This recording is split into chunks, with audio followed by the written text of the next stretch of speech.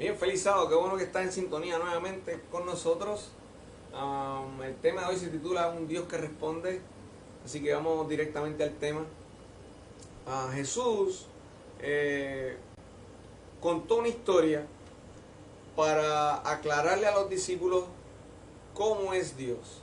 Y como Jesús sabía que muchas personas iban a tener una confusión de cómo es realmente Dios, pues contó esta historia.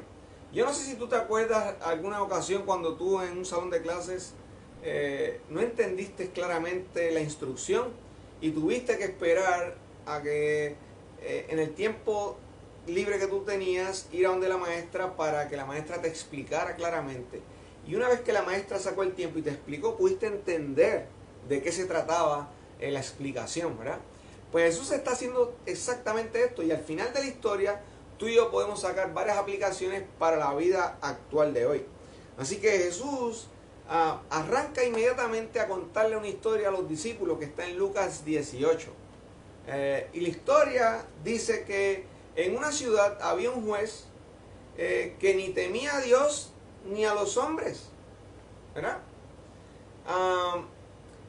Así que este juez, con esa descripción, era un sinvergüenza, era un juez corrupto, pero estaba a cargo de juez. Y tú te preguntas, ¿y cómo es posible que en la Biblia hayan jueces así? O fuera de la Biblia hayan jueces así. Sí, en el planeta Tierra hay jueces así a veces. Pero ¿qué ocurrió? Este juez no tenía las características que requería la Biblia para ser juez, pero era juez. Y Jesús está contando una historia para que el ser humano entienda cómo es Dios, ¿verdad? Y en el libro de Segunda de Crónicas, capítulo 19, versículos 6 y 7, están las características que Dios estableció para que un juez pudiera ejercer como cargo de juez, ¿verdad? Y allí se las voy a leer, está en Segunda de Crónicas, capítulo 19, versículos 6 y 7. 6 y 7. Y dice así. Perdón.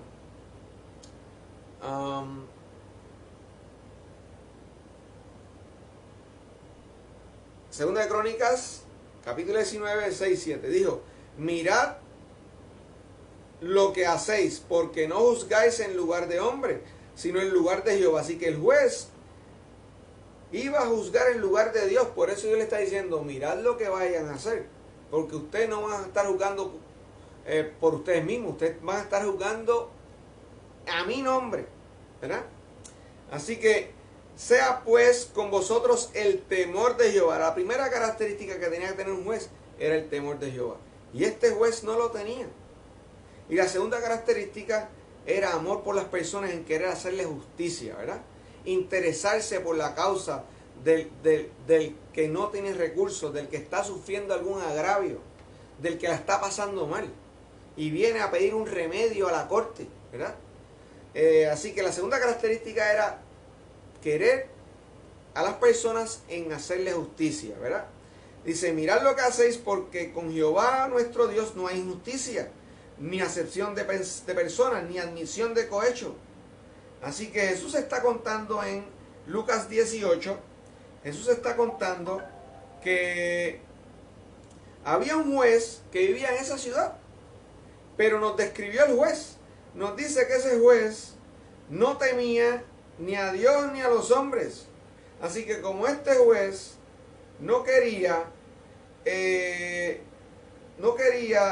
darle cuenta a Dios, él pensaba que no tenía que darle cuenta a Dios ni aquí ni en el futuro, pues tampoco le importaba el presente mucho. Lo único que le importaba era cómo obtener a cambio una riqueza de los casos que él veía.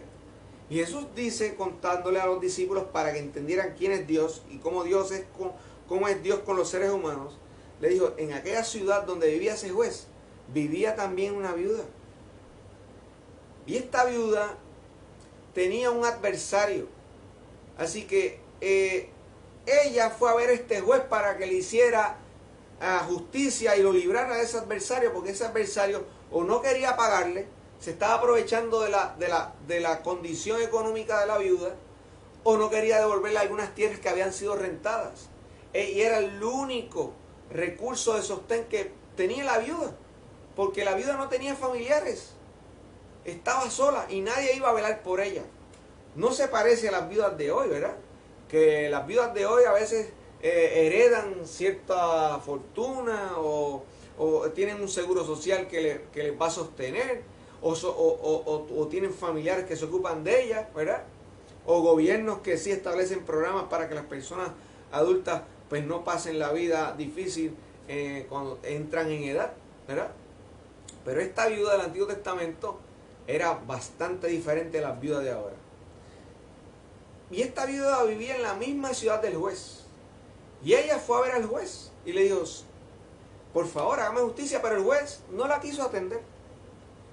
Y la viuda se fue a la casa triste y pensó, hizo un análisis de cuáles eran sus opciones. Y dijo, bueno, no tengo dinero para sobornar al juez, para que me atienda el caso con prontitud. Y tampoco puedo ir a un tribunal superior porque él es el tribunal superior. Y tengo al adversario que se está aprovechando de mí. Y yo necesito que el juez me haga justicia. Así que ella solamente tenía una sola opción. ¿Cuál era? Insistir con el juez hasta que el juez le hiciera justicia. Y ella dijo, esto es lo que yo voy a hacer. Me lo voy a aparecer en la oficina, me lo voy a aparecer en la calle, me lo voy a aparecer en la casa, me lo voy a aparecer en el camino. No lo voy a dejar. Voy a insistir todos los días que me haga justicia. Y ella estableció su plan. Y lo puso en práctica y comenzó al otro día, fue a ver al juez en la mañana, en la tarde, en la noche, todos los días era insistencia. Por favor, hazme justicia a mi adversario. Hazme justicia a mi adversario. Y dice Jesús contando la historia de estos dos personajes. El juez, que ni temía a Dios ni temía a los hombres, y no quería atender el caso de la viuda porque no representaba algo económico para él. Y a él no le importaba. Tampoco quería quedar mal con el adversario de la viuda. Y la viuda con un problema trágico, ¿verdad? Pero insistiendo en ver al juez, hazme justicia, hazme justicia. Dice que el juez un día se hartó, se cansó, no la quería ver más. Y le dijo, pásame el expediente, porque yo no quiero ver a esta mujer otra vez en mi vida. No voy a hacer que un día pierda la paciencia. Y para yo sacármela encima, pásame el expediente. Y cuando vio el expediente, dice Jesús que este juez le hizo justicia. La libró de su adversario. Le hizo justicia. O sea que falló a favor de la viuda. Y el adversario tuvo entonces que devolver lo que debía. ¿Verdad? Y ahora es que Jesús viene a hacer la lección de contraste. Pero mire, antes de Jesús contar la historia, Jesús dijo algo. En Lucas 18, antes de contar la historia, Jesús hizo esta introducción. También les refirió Jesús una parábola sobre la necesidad de orar siempre y no desmayar. Y una vez que contó esa parábola, una vez que dijo esa nota aclaratoria, la necesidad de orar siempre y no desmayar, contó esa parábola. Pero ahora viene la confusión en muchas personas. O sea que hay que... ¿Cómo opera la oración?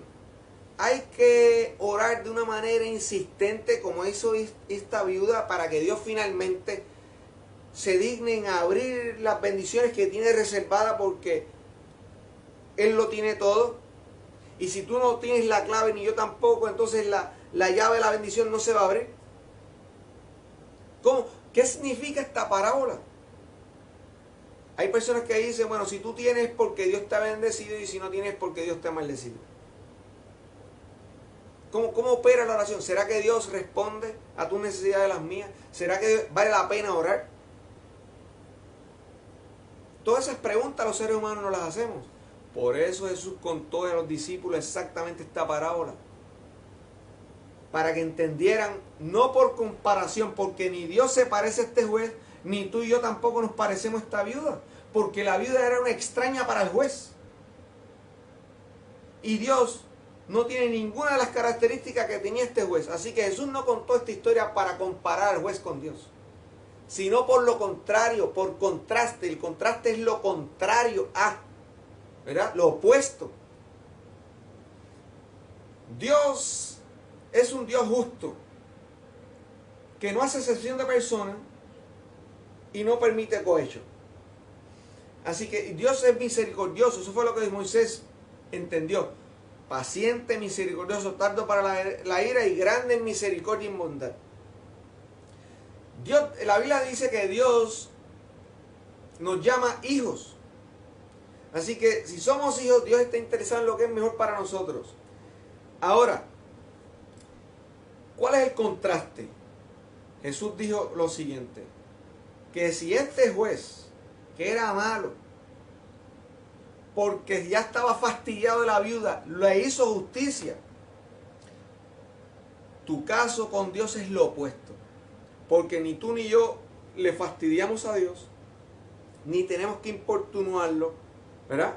O molestarlo, no lo molestamos. Al contrario, Jesús nos dice que si este juez, aunque por molestia le hizo justicia, ¿cuánto más Dios contestará a los que se comunican con Él y les hará justicia? Así que la enseñanza es por lo opuesto. Así que tú y yo no tenemos que hacer largas peregrinaciones para tratar de que Dios finalmente se apiade en contestar, sino de que como tú y yo nos comunicamos con Dios y somos sus hijos, como tú y yo tenemos esa confianza de ir a Él, pero la respuesta finalmente llegará y Dios siempre te hará justicia.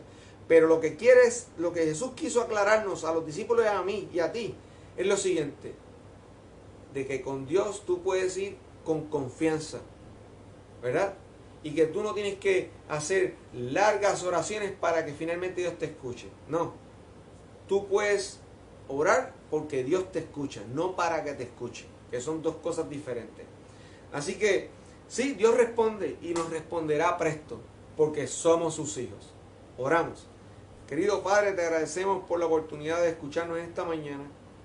Si hay alguno de los que están escuchando este tema que tiene un caso pendiente, o algo les aqueja, o hay algo que van a enfrentar y no tienen el poder económico, no tienen la fuerza de ánimo, pero tienen el recurso de la oración y pueden contar contigo, y tú dices que tú les harás justicia y les responderás pronto.